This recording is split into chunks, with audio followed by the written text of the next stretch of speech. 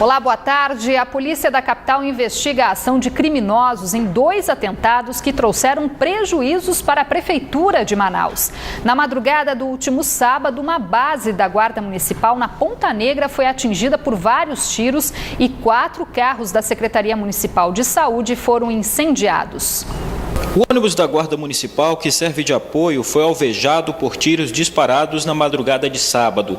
Segundo informações da Guarda Municipal, os disparos partiram de dentro de um carro preto, ainda não identificado pela polícia.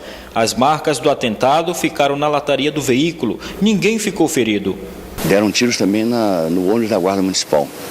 Eu vou conversar com o governador José Melo de maneira muito séria sobre essa questão da segurança. Mais do que nunca é preciso mão firme nisso. É preciso mão firme. E mão firme começa se dando a punição exemplar a quem pratica esse tipo de ato. A quem se rebaixa esse tipo de coisa. Em um outro ponto da cidade, a sede do Complexo de Saúde Oeste amanheceu com 4 veículos incendiados. De acordo com a Secretaria Municipal de Saúde, um grupo de pessoas invadiu o local e ateou fogo nos veículos. 3 deles tiveram perda total. O Corpo de Bombeiros foi chamado para conter o incêndio, mas os veículos já tinham sido consumidos pelas chamas. Os veículos foram recolhidos para um depósito de uma oficina que presta serviço à Secretaria. Foram os 4 veículos, 3 deles não têm nenhuma condição mais de uso, teremos que vão a leilão, virou sucata, e um deles será recuperado porque é só na lateral que foi queimada, enfim, dá para arrumar. Mas um prejuízo, né? Estamos aí providenciando a substituição desses veículos, talvez por carros alugados nesse período, até podemos comprar novos carros, o que é mais um prejuízo a cada um de nós, né? Esse veículo é patrimônio meu, seu, de todo mundo que aqui está nos vendo, nos ouvindo, nós somos donos deles, eles são do poder público. As imagens do circuito interno já estão com a polícia que investiga o caso. Os veículos passaram por perícia do Instituto de Criminalística da Polícia. O caso foi registrado no 17º DIP. Parte dos invasores de uma área particular na zona norte da capital deixou o local esta manhã depois de serem impedidos pela Polícia Militar de fazer um protesto na Avenida Torquato Tapajós. Houve confusão e 4 pessoas foram encaminhadas para prestar depoimento no 18º Distrito Integrado de Polícia. A Polícia Militar reforçou a segurança na área após um protesto dos invasores. Houve um princípio de tumulto com a chegada dos policiais, que teriam sido recebidos com violência. Os invasores tentaram bloquear a avenida, queimando pedaços de madeira, mas foram impedidos pela polícia. Parte da área particular, localizada na Avenida Torquato Tapajós, próximo à entrada do bairro Novo Israel, na Zona Norte, pertence a uma empresa da construção civil e foi invadida na semana passada por cerca de 400 pessoas. Segundo um dos donos do terreno, alguns invasores teriam apedrejado o alojamento de vigilância montado para a segurança da área, onde, segundo ele, será construída uma fábrica de componentes. Já os invasores denunciam que foram agredidos e ameaçados pelos seguranças e também reclamam que o local está abandonado há mais de 20 anos. Lotes de terra já estariam sendo comercializados irregularmente entre R$100 e R$300. O pedido de reintegração de posse já foi encaminhado para a Justiça, mas, de acordo com o Comando de Policiamento Metropolitano, a maioria dos invasores já deixou a área e os barracos foram derrubados. Um supermercado foi assaltado no início da noite de ontem no bairro Parque 10, zona centro-sul da capital. Segundo a polícia, os bandidos fugiram levando os pertences de clientes. Os detalhes com Luciano Martins. Cerca de 4 homens invadiram e assaltaram este supermercado, localizado aqui no bairro Parque 10, zona centro-sul da capital. O assalto aconteceu por volta das 18 horas da noite deste domingo. Eles renderam clientes e funcionários. O bando levou aparelhos celulares e joias dos clientes. As imagens do circuito interno aqui do supermercado já estão de posse da polícia. O caso foi registrado no 23º SICOM. Luciano Martins para o Band Cidade. Depois da regulamentação, agora os mototaxistas cobram fiscalização da Superintendência Municipal de Transportes Urbanos para combater a concorrência dos mototaxistas que ainda não se adequaram à nova legislação da categoria. Esta manhã, um grupo protestou em frente à Prefeitura de Manaus. De acordo com a categoria, as fiscalizações estavam previstas para iniciar no fim de outubro deste ano. De acordo com o representante dos profissionais regulamentados, os mototaxistas clandestinos que ainda não fizeram as adequações previstas no edital de licitação comprometem o trabalho deles, que já se adequaram. Aqueles que não passaram no processo licitatório teriam que estar fora das ruas para acabar essa concorrência desleal que foi exigido da nossa categoria se padronizar, comprar moto nova, pagar seguro, pagar os tributos tanto na SMTU quanto no Detran, e isso foi um investimento muito alto. E se continuar, se a fiscalização não chegar para tirar esses clandestinos da rua, o que vai acontecer? Vai haver essa concorrência desleal e provavelmente nós não vamos ter recursos, condições para suprir as nossas necessidades e também honrar os compromissos. Em junho deste ano, passou a ser obrigatório o uso de uniforme padronizado, assim como a moto, o capacete do condutor e do passageiro na cor laranja. Um dos requisitos previstos no edital de licitação foi a exigência do curso de mototaxista, além do seguro de vida que contempla o condutor e o passageiro. A licitação, realizada no mês de março pela Superintendência Municipal de Transportes Urbanos, previa que todas as 1.679 vagas disponíveis na primeira fase da licitação fossem preenchidas, mas apenas 600 mototaxistas conseguiram se adequar às normas. Após o protesto, uma comissão foi recebida pelo superintendente da SMTU, Pedro Carvalho, que prometeu organizar o processo a partir de 6 de novembro. Mas o superintendente reforçou que a ideia não é punir os mototaxistas com multas, e sim incentivar os profissionais que ainda não buscaram a regulamentação a trabalhar de acordo com as regras estabelecidas. Neste fim de semana, a Secretaria Municipal de Feiras, Produção e Abastecimento flagrou vários camelôs comercializando produtos em locais onde a atividade não é mais permitida. Sobre este assunto, vamos falar ao vivo com o repórter Israel Ayasser. Boa noite, Israel. Qual a consequência para esses ambulantes flagrados? Boa noite, Josimara, e boa noite a todos que nos acompanham. Como você falou, a Sempab tem intensificado as fiscalizações no centro da capital para combater esses invasores e ambulantes que insistem em voltar para o centro da capital. Para falar sobre esse assunto, eu converso com o secretário da Sempab, Fábio Pacheco. Boa noite, Fábio. Como é que quantos invasores e ambulantes foram autuados?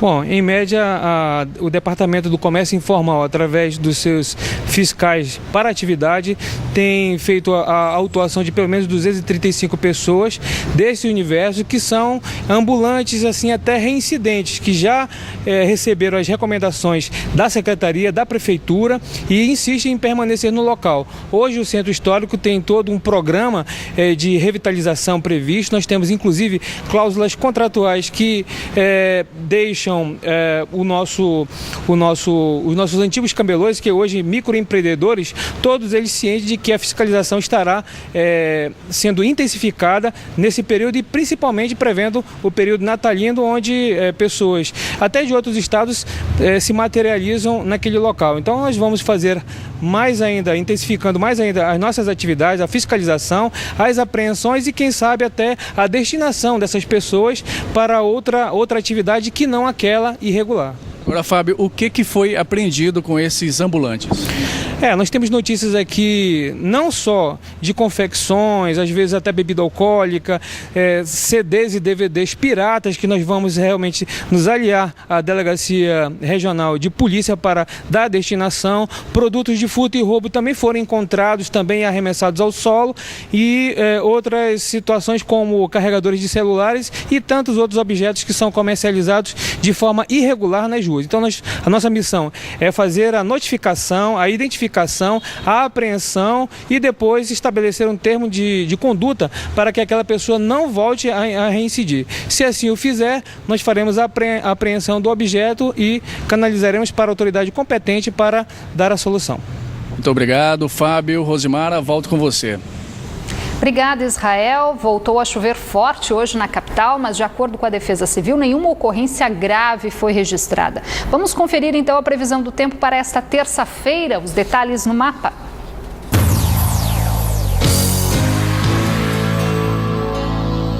Em Lábrea, a previsão é de tempo fechado, com possibilidade de chuviscos. As temperaturas variam entre 26 e 35 graus. Em Jutaí, o tempo também fica nublado, com previsão de chuva, mínima de 24 e a máxima não passa dos 29 graus. Já em Manaus, a terça-feira terá variação de nebulosidade e também a previsão de chuva isolada. As temperaturas variam entre 24 e 34 graus. O Exame Nacional do Ensino Médio, o Enem, está marcado para os dias 8 e 9 de novembro. Neste fim de semana, muitos estudantes aproveitaram para reforçar os estudos em cursinhos aqui da capital. No último fim de semana, antes da prova do Enem, as salas de aula deste cursinho no centro da capital estavam lotadas. O viradão, como é chamado pelos alunos, é o teste para tirar as dúvidas. Thalita, que pretende conquistar uma bolsa no curso de Direito em uma universidade pública, não esconde a ansiedade. Eu estou muito nervosa, mas eu estou procurando manter calma, porque não adianta virar noite, dia estudando, agora já não basta mais ficar estudando assim forçadamente, já que estamos na reta final. Curso de Direito, porque eu gosto muito da área de humanas e também meus pais apoiam muito essa área, meu pai principalmente, ele queria ser advogado. Então eu estou seguindo o sonho do meu pai. Só no Amazonas, o número de inscritos para o Exame Nacional do Ensino Médio, o Enem, corresponde a 184 mil. Um índice bem maior comparado a 2013, que foi de 173 mil inscritos. Para este professor, os cursos mais procurados ainda são os de Medicina, Direito e as áreas de Engenharia.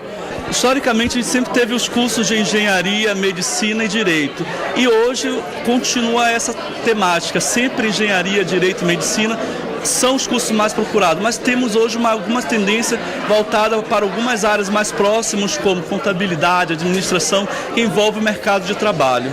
Mas não basta apenas estudar. Concentração e uma boa alimentação no dia da prova são fundamentais para um bom resultado. Acho que uma coisa bastante interessante é continuar o foco. Nós temos ainda uma semana, temos muita coisa a aprender ainda, então não desistir. Segunda coisa é cuidar da alimentação. Esse tempo nós temos em Manaus uma temperatura elevadíssima, tomar bastante água, ter uma alimentação saudável, comer bastante frutas.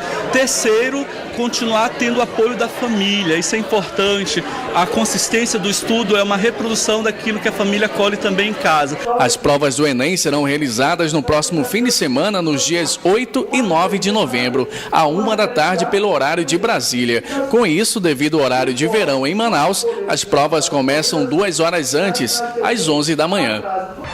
A Fundação de Vigilância em Saúde confirmou o primeiro caso de febre chikungunya no Amazonas, doença que também é transmitida pelo mosquito da dengue. A paciente estrangeira se recupera da doença no país de origem. Outro caso suspeito, também de um turista, foi descartado.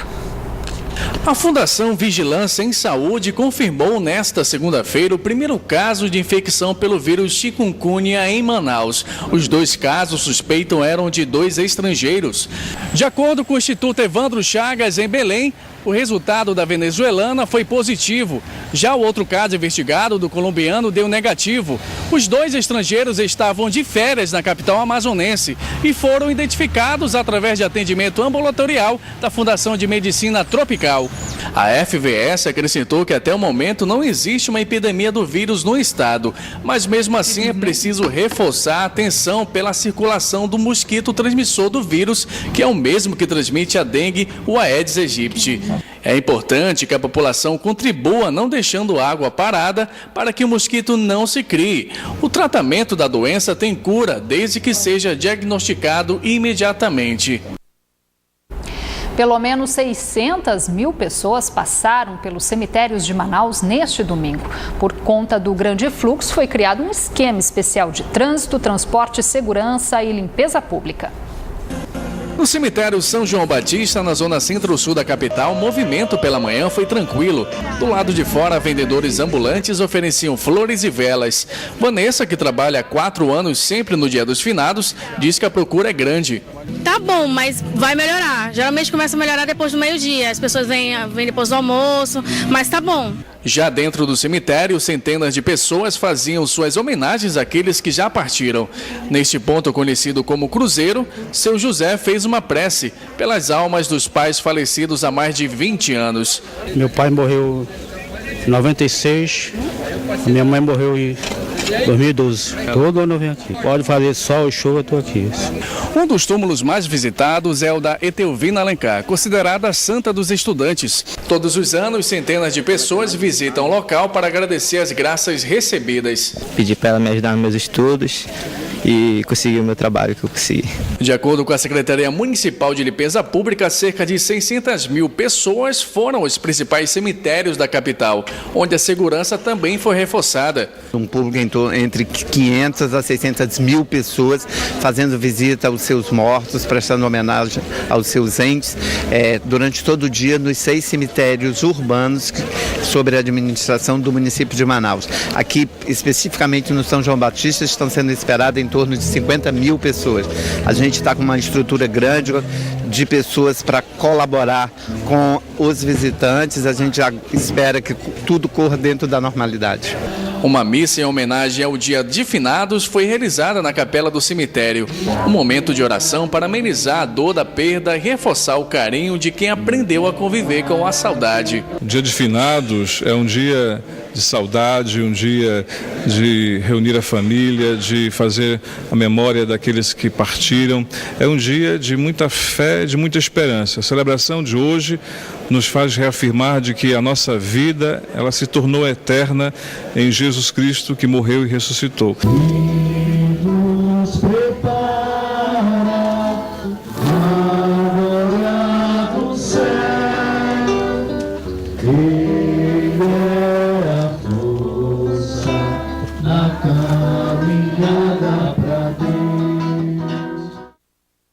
Na última sexta-feira, quando foi determinado ponto facultativo no Amazonas por conta do Dia do Servidor Público, dezenas de mercadorias compradas em outros estados não puderam ser liberadas devido a um problema no sistema da Secretaria de Fazenda do Estado. E quem dependeu do serviço, que deveria funcionar 24 horas, amargou prejuízo. Isso porque muitos produtos eram perecíveis. Já a Cefaz garante que o problema teve outra origem e prometeu criar alternativas para evitar novos transtornos para os contribuintes. Nesse galpão de uma empresa aérea na zona norte da capital, quem chegava para retirar as mercadorias compradas de outros estados se deparava com um aviso. O sistema da Cefaz, que libera a carga após dar baixa na nota fiscal, estava inoperante. Samuel foi um dos afetados pelo problema. Desde o início da manhã, ele aguardava a liberação das caixas de flores, que seriam comercializadas durante o Dia dos Finados. Mas, ao apresentar a nota fiscal, o sistema indicava que o documento não existia. Flores. Está demorando muito a liberação? Tá, desde manhã estou aqui. O que falaram para você? Ele está retido na Cefaz e não tem como eles liberar.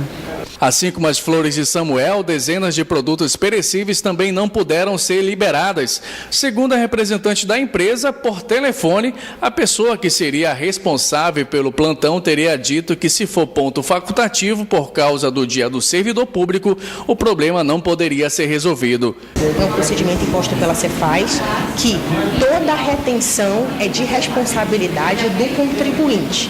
E aí nós temos vários tipos de retenções. Nós temos a retenção que pode ser ocasionado por uma irregularidade do próprio contribuinte, e nós temos o caso da nota fiscal inexistente, que é o problema que nós estamos enfrentando junto à Cefaz. Mas o secretário executivo da Cefaz garante que o problema da última sexta-feira foi pontual e não teve relação com o feriado do servidor público. Além disso, atingiu apenas o modal aéreo. Não há nada relacionado com o ponto facultativo, porque esse procedimento é um procedimento eletrônico, ou seja, é um sistema informatizado que trabalha 24 horas para que cadastrar essas notas dentro do banco de dados da Cefaz. E o que ocorreu foi que, em razão razão de dificuldades na Cefaz do Ceará e Cefaz de São Paulo, uma grande quantidade de notas que foram emitidas durante o mês não chegaram até o nosso ambiente. E essas notas começaram a chegar a partir da terça, quarta, quinta-feira chegaram um número muito grande de notas. O secretário acrescentou ainda que a Cefaz tem capacidade para emitir 12 mil notas por dia, porém na sexta-feira o número chegou a 40 mil, o que provocou a chamada fila no sistema, mas que um sistema paralelo já está sendo providenciado para evitar novos transtornos. Isso causou uma fila nesse processamento. A Cefaz hoje tem em torno de a capacidade de processar em torno de 10 notas por minuto. Isso aí até hoje foi suficiente. A partir dessa ocorrência nós criamos já um mecanismo de alerta, que toda vez que a nota extrapolar o tempo limite ou toda vez que a fila alcançar um determinado valor de notas, nós entraremos com sistemas auxiliares para evitar que isso aconteça. Vamos aguardar, né? O que não dá é para parar a economia do Estado. Depois do Outubro Rosa, agora é a vez do Novembro Azul, mês dedicado aos homens para reforçar a importância da prevenção contra o câncer de próstata. Por isso, várias ações de saúde serão realizadas para sensibilizar o universo masculino a fazer os exames preventivos. De acordo com dados do Instituto Nacional do Câncer, até 2015 é esperado um aumento de 60% nos casos de câncer de próstata no país. Diante dos números alarmantes, a campanha Novembro Azul vem para conscientizar os homens sobre a prevenção da doença, que afeta 1 em cada 6 homens em todo o mundo. O mês de novembro é internacionalmente dedicado às ações relacionadas aos problemas da saúde masculina. A campanha até ganhou destaque no Judiciário Amazonense. A solenidade de abertura da campanha no Tribunal de Justiça do Estado contou com a presença de desembargadores e servidores do Poder Judiciário. Novembro Azul é uma campanha que a sociedade se mobiliza para que os homens possam, neste mês, refletir e participarem mais, cuidando da saúde, para fazer o exame de próstata. Este câncer que tem uma projeção de mortalidade muito alta e que os homens precisam estar atentos, porque é um câncer silencioso e traiçoeiro. Nós estamos aqui exortando os juízes, os desembargadores, os jornalistas, os serventuários, os servidores, todos os homens, para que participem intensamente desta campanha em prol da saúde masculina. No centro da capital, na Praça da Matriz, uma unidade móvel de saúde foi instalada para oferecer exames relacionados à saúde dos homens. Vamos ficar aqui até dia 28 de novembro. Nós estamos disponibilizando para os homens consultas médicas, 32 por dia, e ultrassons para os homens, 50 todo dia. Tá? Os homens têm que chegar e pegar ficha. Então nós temos uma capacidade limitada desse número, 50 ultrassons e 32 exames. Além dos exames laboratoriais após a consulta que eles vão realizar. Todas as fichas são entregues 8 horas da manhã, tanto para quem vai ser atendido à tarde, é entregue 8 horas da manhã. Aos 85 anos, seu Ezequiel precisa ir ao médico com frequência para verificar a situação da próstata. Para ele, a iniciativa é uma boa oportunidade. A gente anda atrás e não consegue, porque é difícil. O SUS hoje está uma droga. Então a gente tem que aproveitar essas oportunidades, né? Que a gente tem que aí procurar, e a saúde é da gente, né? Para o aposentado, o melhor é seguir os longos anos de vida com a saúde em dia. Claro, muito bem. É importante se cuidar. Quanto mais cedo se cuidar, menos a doença se acumula, né? Avança, exatamente. Tem que estar com a saúde de ferro. Tem que estar com a saúde de ferro. É isso aí, nada de preconceito, né? O Band Cidade fica por aqui. Para rever esta edição, acesse band.com.br/Amazonas. Fique agora com as notícias do Jornal da Band. Boa noite para você, até amanhã.